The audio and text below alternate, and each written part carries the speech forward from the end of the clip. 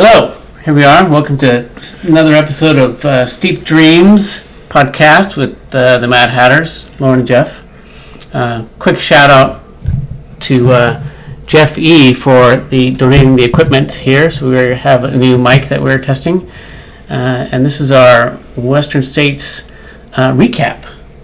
And hopefully we sound better. Thank you, Jeff. Yeah, thanks, Jeff. I think he has another one, so we should have him on the pod. He's agreed to do so. So we have a guest mic now. Yeah. We would have one. Anyway, so I wanted to say first, how did we do in our predictions? Did you do the free trail thing? No. Oh, okay. But my predictions were not great. I don't think.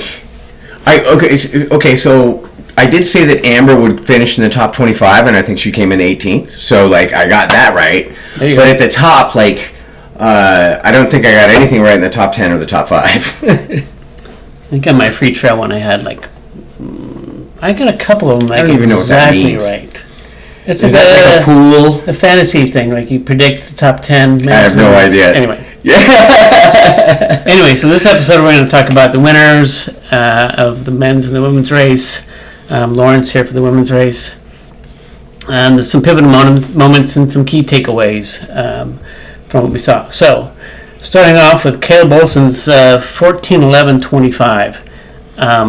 2 minutes basically off the course record, and it seemed to me like he wasn't trying for it. I mean, I don't think. Well, he certainly didn't have a public declaration as did David. And I will tell you, as somebody that was sitting on the track that day, as he was, with all the live streaming and cell phones and stuff like that, people talking about he's crossing the river, he's coming up Roby. It was right up until the last minute, people were talking about the course record. At some point, I think it was when he got to the top of Roby Point, when we were all looking at our watches saying okay, this is not going to happen. Unless something really amazing is about to happen, which it always could. But by then the odds were pretty stacked. But I mean, just the fact, that's what you want, right? A course record is amazing.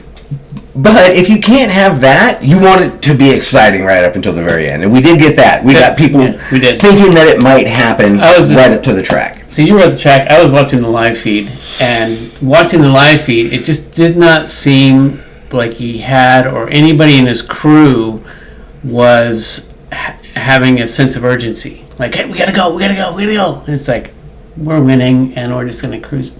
And that's what they did. And maybe that's all I had left in the tank. I don't know. I will say that these crews and these runners, to me and you, we're thinking 9 minutes, so close. But to these guys, man, it painted rocks. They're thinking okay, 9 minutes means we need to run these splits, and that's just not on the table. Right? Yeah. And that's kind of what they said on the live feed, and I just you can't run an 8.5 minute. Yeah, what do you mean? Try! Yeah. Anyway, second place, Chris Myers. So the Chris Myers connection is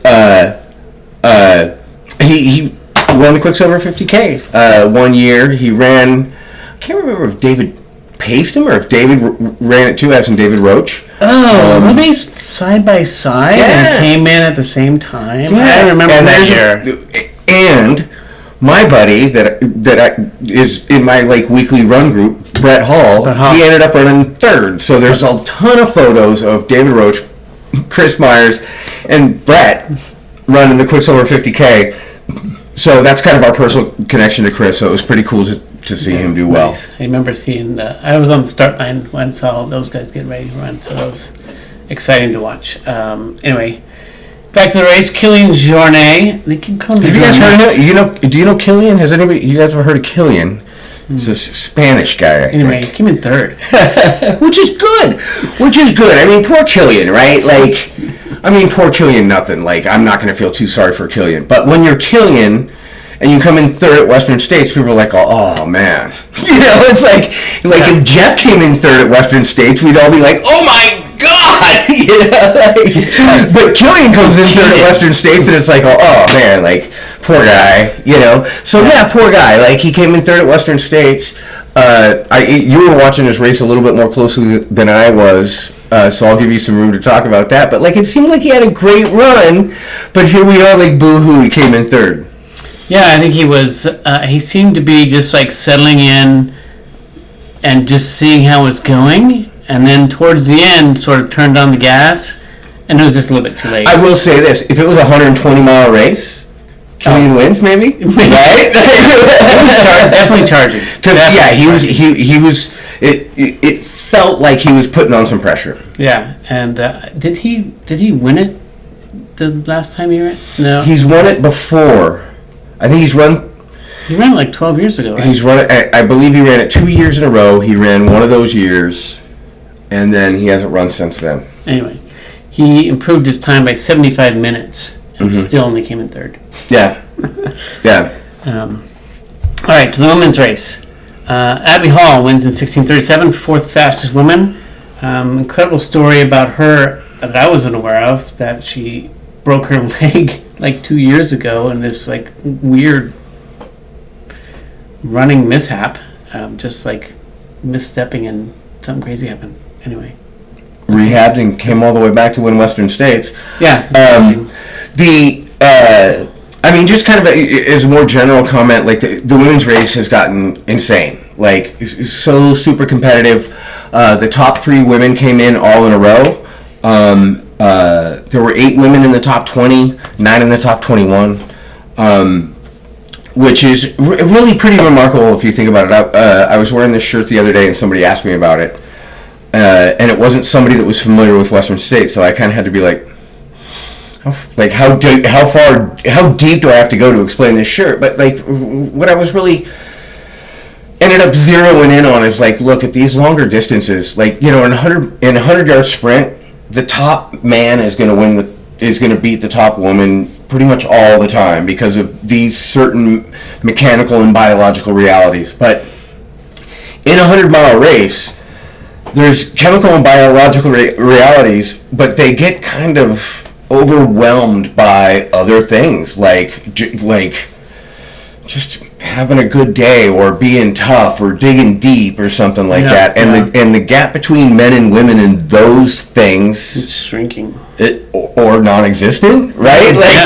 So that the only gap left for the men is like fast twitch muscle, and again, it does that matters less at 100 miles. So so the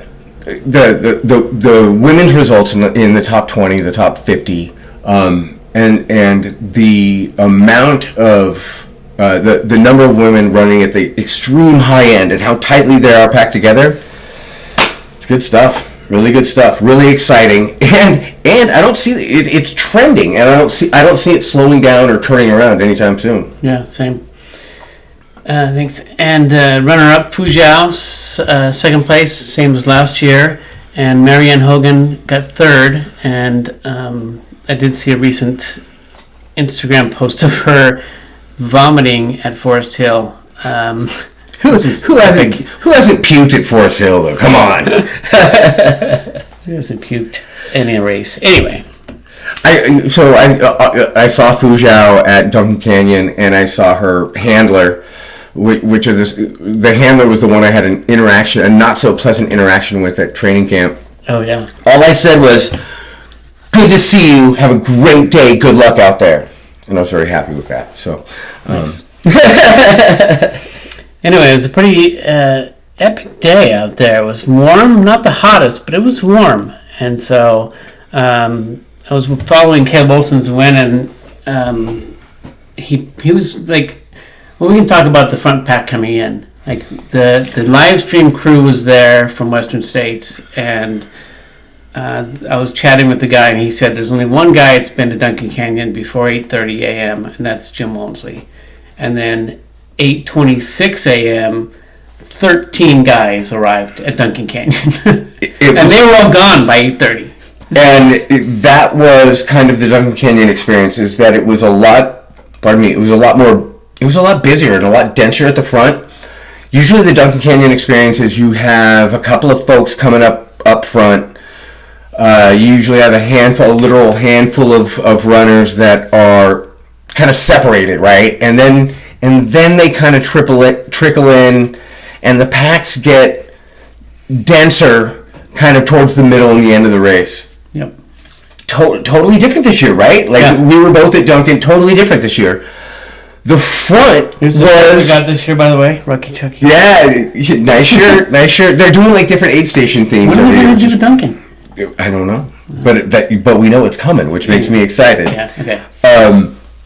But yes, but this year it was very front loaded, right? Like in terms of chaos, the aid station was a lot busier, a lot tougher to manage, a lot more hectic in the front. Like by the time we got to the middle and the end, it was almost like it was like the pressure had kind of eased up a little bit, which is very, very different than years past, right? Yeah. Things are changing in Duncan Canyon, and the technology is changing too. Like we have in and out runner in and out checkpoints, and it's really the mat is there, and so the mat really just is the gold standard now, and so we've got some other duties that I could just like pay attention to other stuff and just watch what's happening, and so it was kind of fun. I'll jump ahead just to talk about this because we're talking about Duncan Canyon.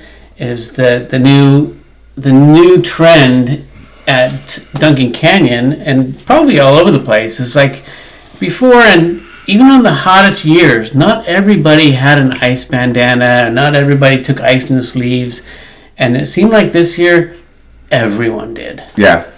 Yeah, it's that technology is prolific now. Like, and by technology, like it used to be like the $3 band, like the gas station bandanas. Yeah, it was very hard. People would just fold them up, and they would just wrap, like just spin ice up in it or something like that. And like then, oh man, there was a company, and the first time I saw it was like way too cool, but it was one of those bandanas that was just double sewn so that it had a pocket.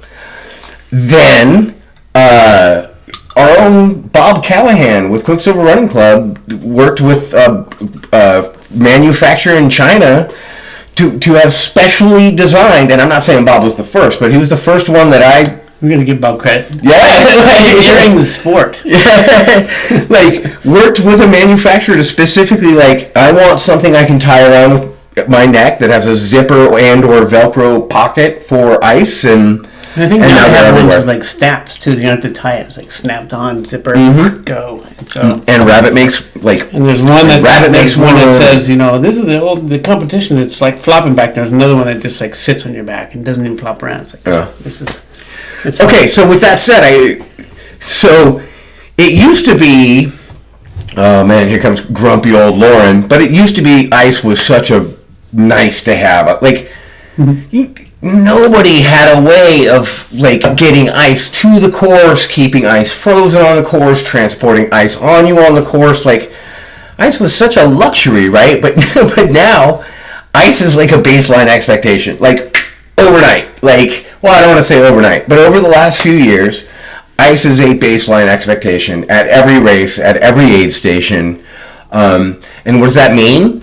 Well, it means if, just making up round numbers, like if as a race you were ordering 1,000 pounds of ice for your race, you're ordering 2,000 pounds now, and you're using all of it. We had more ice than ever at Duncan Canyon, and towards the end of the race, like, all we had left was the big blocks, and we were all wondering, like, okay, how fast can we smash this up into little bits? Yeah. I can remember being at races where it was hot, and you get to an aid station, and like, oh, we're out of ice. Like, this is tragic. It's like the worst thing you want to hear. Anyway, where are we? Okay, let's talk about the race conditions context. So a couple of, I updated the show notes, but I did say last time in in our preview that they were going to be running part of the new course in the high country, and I was just wrong about that. Like, the update we as aid station captains got was so detailed that I thought it was real. but it's not real. It's like, you can actually see that course if you stand up on that trail. If you stand up on the escarpment, you can see new trail, but they're not running it yet. That'll be no sooner than next year. Another thing is that they're still running, I think it's N43, which is the maintenance road out of Robinson Flat for the first few miles. As recently as 2014, they ran a much nicer trail that goes up a little higher. I guess it's not nicer in that it's another climb. But it's nicer than running the maintenance road. The trees were sick up there, was the last thing I heard. So, like, they're doing some tree abatement. They do hope to get back up there someday, but not yet. But that was pretty much the deals with the course. There should be some changes next year. Cool. What about the historical temps and the finish rate this year? Temps weren't historical, but they were high. No, like, I said last time that they were hotter than average, but not hottest ever, and that's about right. The Auburn temperature was, I want to say 95. That made it the 18th hottest day out of 50 something. So it's in the top third, right? It's like at the bottom of the top third, but that's in the top third. That's like, which is comfortably in the top half. The finish rate was the 13th highest. That's like the top quarter. So relative to the heat, that's pretty good. The sub 24 rate. I'm gonna go with ice being helpful. Right. The sub 24 rate was right about the middle, right about 50-50. So is that normal? Normal, but I would expect it to be faster. Right? Like if the finish rate is top quarter, I would expect sub 24 to be better than top half. But these are weird. Like, to me, this is where it gets like super nuanced, because like on one hand, oh man, this could be a whole nother episode. But like, okay, we're all getting thinner, right? Coaches, shoes, right? We should all be getting... I'm just getting older. But you and me both. But the sport, right? Yeah. When we consider, shoes and coaches, like nobody had a coach, right? Now everybody has a coach. Like, nobody had carbon shoes. Now everybody has carbon shoes. Nobody had ice. Now everybody had ice, right? So we should be getting faster, right? We as a group should be getting faster. But here's the thing. Back in the day, the only people that tried these things, and this is all editorial, this is not science, this is just Loren's editorial, but back in the day, the only people that tried these things were like the top athletes, like the super freaks, right? Yeah. Now you have 80-year-old dudes that are super freaks, but they're 80 years old that are doing this stuff, right? And I don't want to disparage any type of people or any job, but regular people, housewives, grocery clerks, right? Everybody has access. Everybody has access, and so high carb intake. So they're gonna pull those times down a little bit, right? So you're gonna kind of wash some of that. What should be a steady increase in the sport, you're gonna wash some of that out by participation, right? So, do we expect there to be more and more sub 24 finishes? Do we expect the finisher rate to go ever higher? I guess it's in your interpretation of how you expect that data to work, right? The other thing that I think is a huge thing is, and I'll stop on this topic right after this.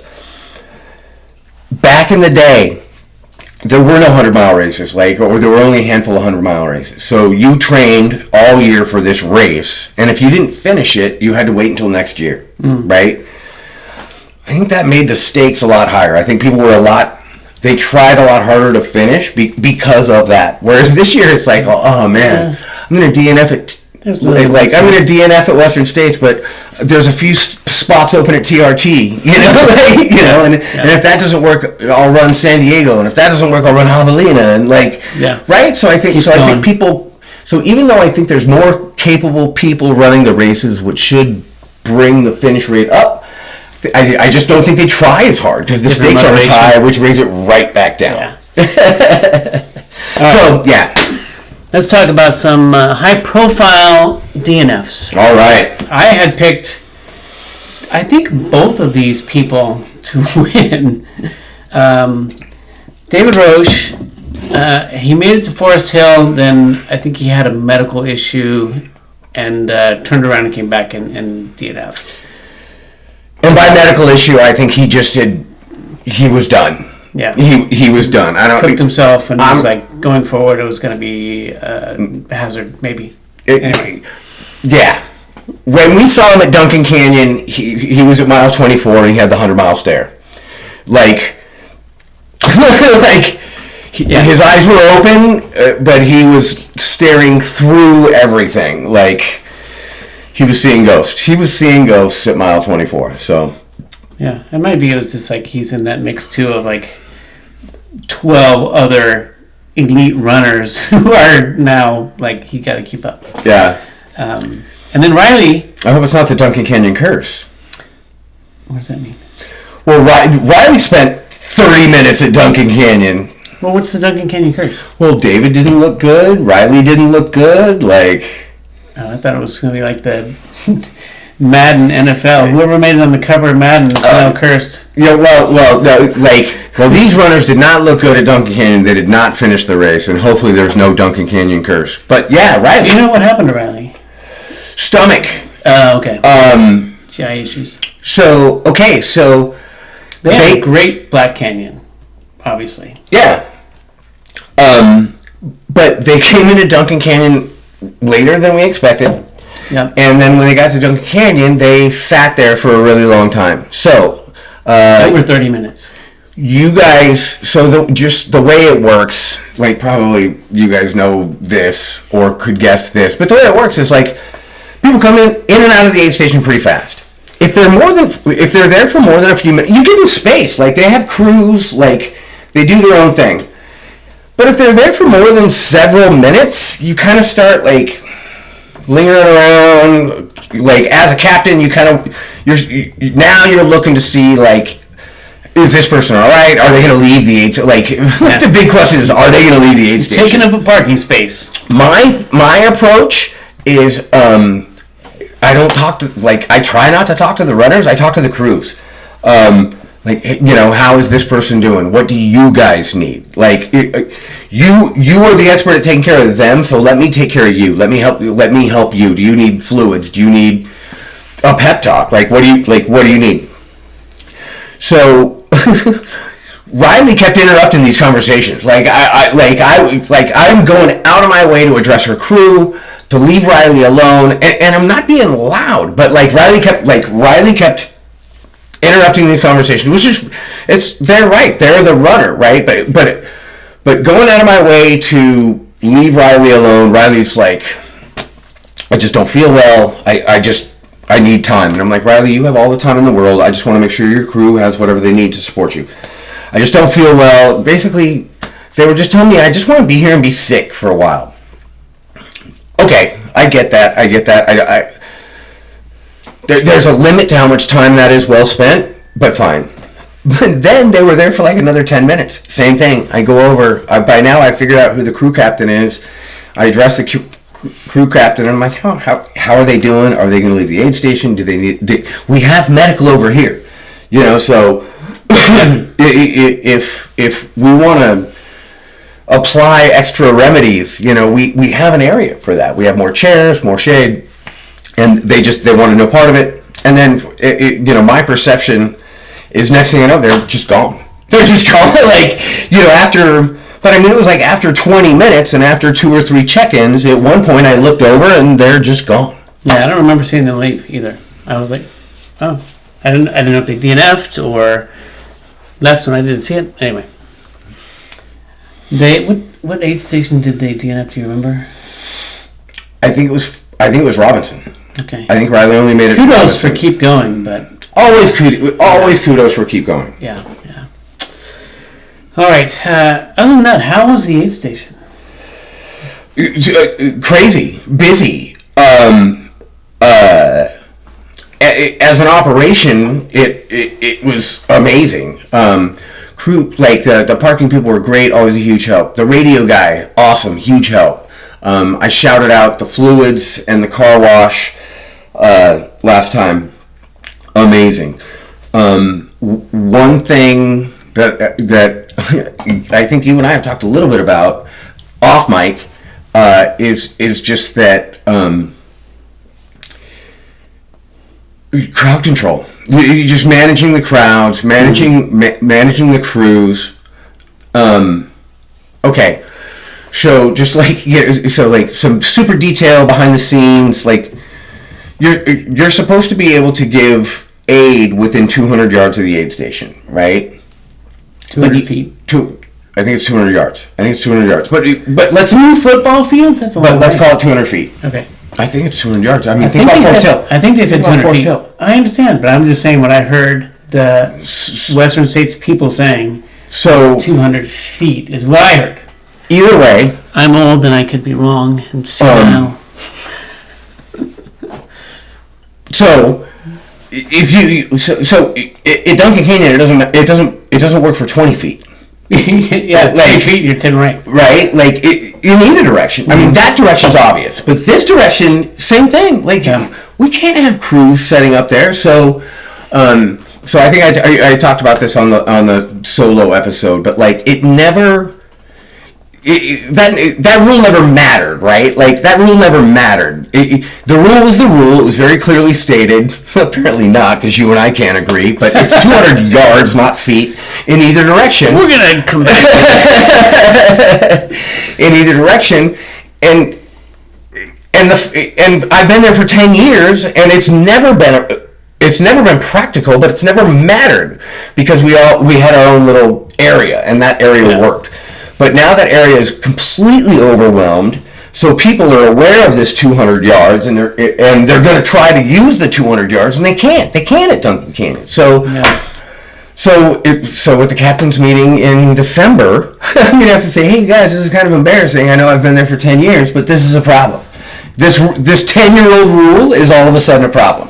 Well, and I think there was, excuse me, it's probably one meeting, but I think there was an excessive amount of crew this year. Like, it's growing, and that was one of the complaints that I heard as being somebody who stood next to the crew. They kept going, hey, do you work here? Like, what? Like, can you have them announce it 3 times loudly which runner's coming in? I'm like, dude, whatever. Okay, I'll try. Yeah. Yeah. Okay, so I think there's certainly a Killian effect. Like, where I think people were more eager to serve on crews because they wanted a front row seat, right? So I think this year there was definitely a Killian effect, but I think the Killian effect is not going away because next year it's going to be the Jim effect and it's like it's just growing. It's just growing. This year was extra big because of Jim, David, Killian up front, but it's not going to get smaller, right? I think from 2024 to 2025, it might have been a bigger jump, but from 2025 to 2026, it's just going to be a smaller jump. But it's still going to be a jump. It's not going to. It's not going to get smaller. So with that said, to your point, we need to be able to accommodate more people at cruise. Yeah. Or larger crews. I'm very opinionated about what the crews feel entitled to, and what the crews feel entitled to. Where's my runner, and why, like, my parking spot's too hot, and why can't I pee on your tent? Poor Sam Cox. I think that I did not hear that story, but I already know what it is. Anyway, I think that we also, as it's growing, as it's getting more busy at the aid stations, as more things are happening, and we're going to have to adapt. It's going to be, another case of we need to manage everyone's expectations. Like, this is what you should expect when you get here, not like, where's my this? Where's my that? Why can't I do this? Like, those expectations should be, we should dial that up a notch. I think the race in general is having to do that. And this is just a little part of that. Yeah. All right, let's not beat up that too much longer. I do want to give him more room. And one of the things I talk about the radio guy being such a cool, just a cool guy that's part of the race. He has a speaker. So we use radios like Walmart radios to communicate from like a quarter mile up the trail to the aid station to just shout out bib numbers so that we can then relay those bib numbers to the crews to say like your runner's coming, so that out of 100 crews in this tiny little area we have for crews, the right crews are stepping up to the front.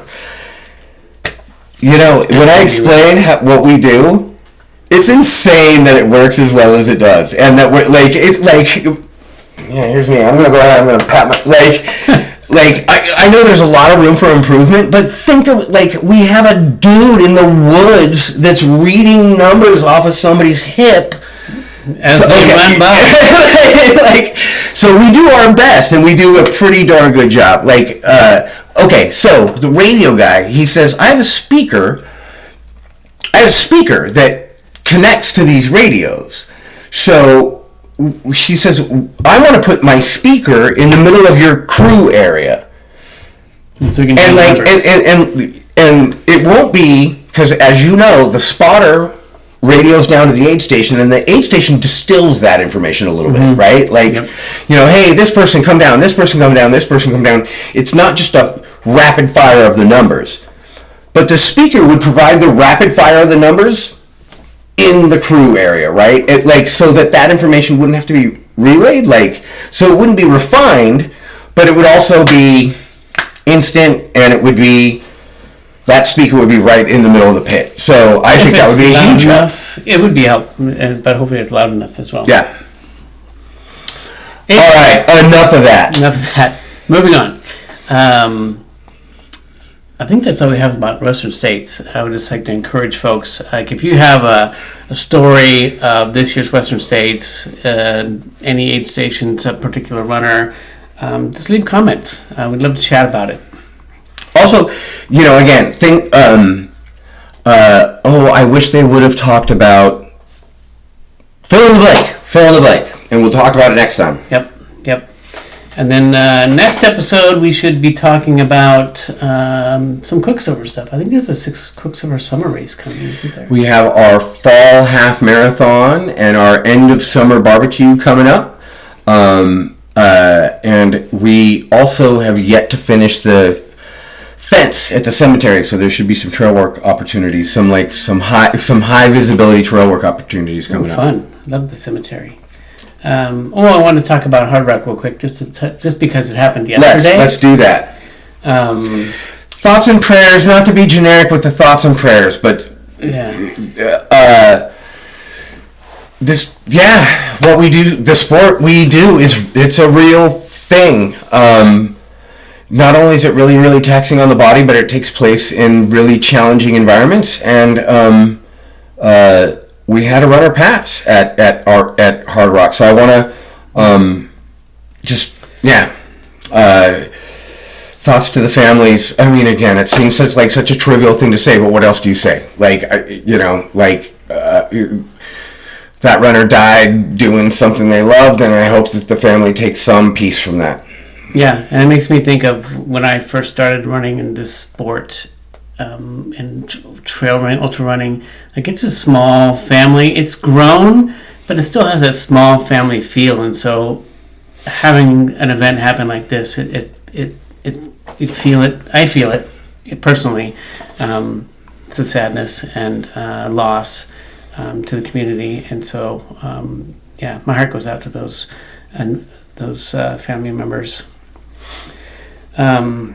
But there were some highlights of Hard Rock, because there was an all-French men's podium, which was pretty amazing, and even more impressive was Katie Scheid, new course record for the women, nearly 25 minutes. I was just going to say, didn't squeak it out, right? Yeah, didn't squeak it out. Crushed Courtney's 2023 course record or 24. I don't know. Which itself I think was a big course record. So yeah. I mean, again, what the women are doing in the sport right now is crazy. Is crazy. They're taking big chunks off of these times, and they're clogging up the top tens.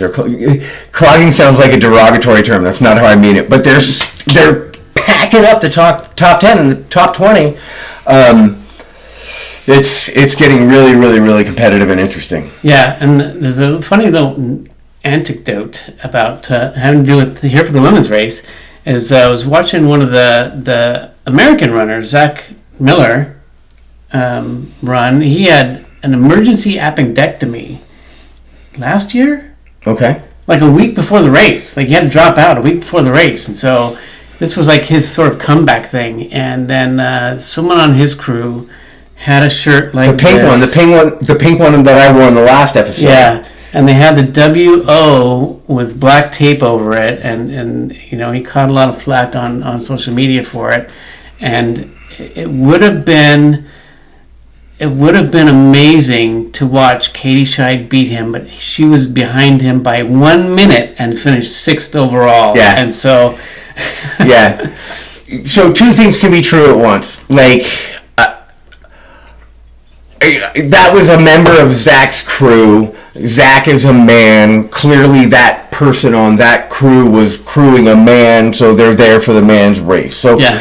From a strictly literal standpoint, it's just fine. But here's the thing. It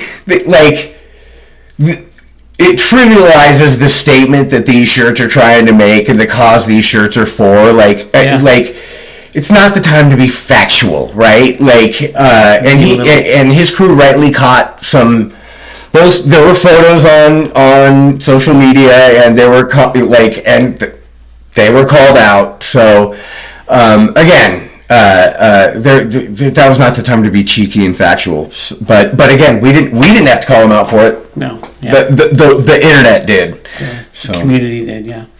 Anyway, congrats on his finish. A couple of quick things about Badwater. Like I mentioned Badwater in the quick solo episode. Martin finished again. Congratulations, Martin. That's amazing. As did Liz's runner. So Liz successfully did her pacing duties. I think that rounds out Liz's 2026 Badwater application real good. I think she'll probably be running next year. I have no desire to run that. Me neither. Me neither. There's no TRT this year. This is like work on part of the trail or something.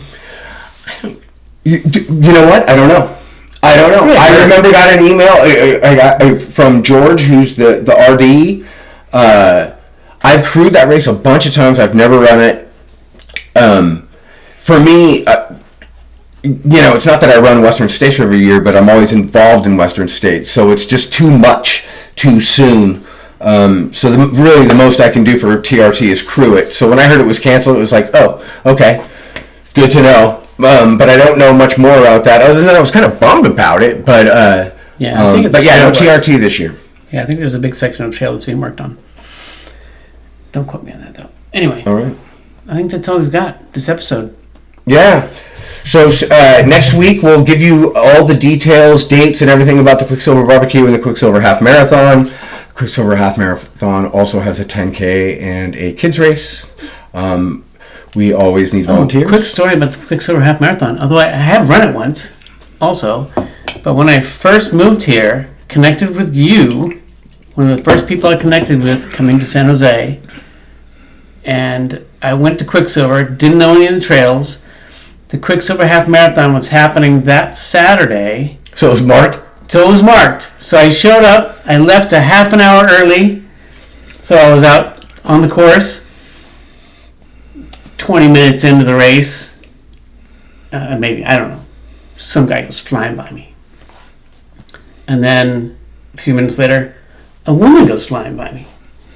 And then I was like the rest of the pack. I finished in the top 15. But that was David and Megan. Yeah. They had showed up. They weren't married yet. That's the first time I had met them. I think I met Amy Burton at that at that race as well. Yeah. When I first met them, I first met all the Quicksilver folks. But anyway, that's my story about the Quicksilver. Yeah, when I say David and Megan run at the park and have supported the events, David and Megan, they run at the park. They support the events. He took a lot of CRs that day. Oh, man. The emails that guy sends. All right. See you all next... I love the mic. Mic drop. Thank you, Jeff. We'll have you on an episode coming soon. Get dirty out there. Peace.